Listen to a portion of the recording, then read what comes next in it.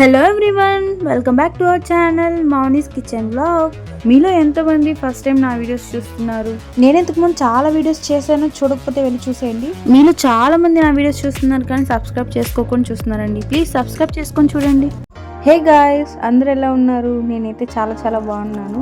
ఈరోజు నేను చెప్పే రెసిపీ వచ్చేసి క్యాబేజీ అండి. ఇది మన హెల్త్ కి చాలా మంచిది. అబ్బే, మంచిదంటే మనం ఎందుకు వాడం కదా. అయినా తప్పదు, మనకు మంచి ఆరోగ్యం కావాలంటే ఖచ్చితంగా వాడాల్సిందే. ఇది మన కంటికి చాలా మంచిది. బ్లడ్ ప్రెషర్ ని కంట్రోల్ చేస్తుంది, మన బోన్స్ ని ఆరోగ్యంగా ఉంచుతుంది, వెయిట్ లాస్ గా పనికొస్తుంది.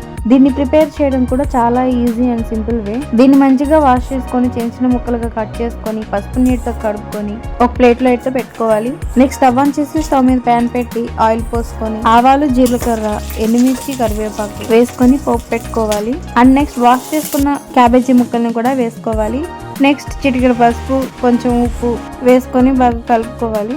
ఆయిల్లో కొంచెం ఫ్రై అయ్యాక కొంచెం నీళ్లు చల్లుకొని మగ్గ పెట్టుకోవాలి.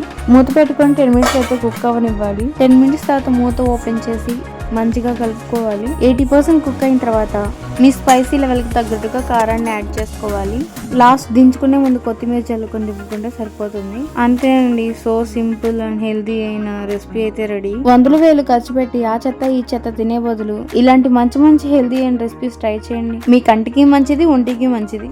తప్పకుండా ఈ రెసిపీ ఒకసారి ట్రై చేయండి. నా వీడియో మీకు నచ్చినట్లయితే లైక్ చేసి, షేర్ చేసి, కామెంట్ పెట్టి సబ్స్క్రైబ్ చేసుకొని ఆ పక్కనే ఉన్న గంట బెల్ కొట్టేయండి. మీ ఫ్రెండ్స్ అండ్ ఫ్యామిలీకి షేర్ చేయండి.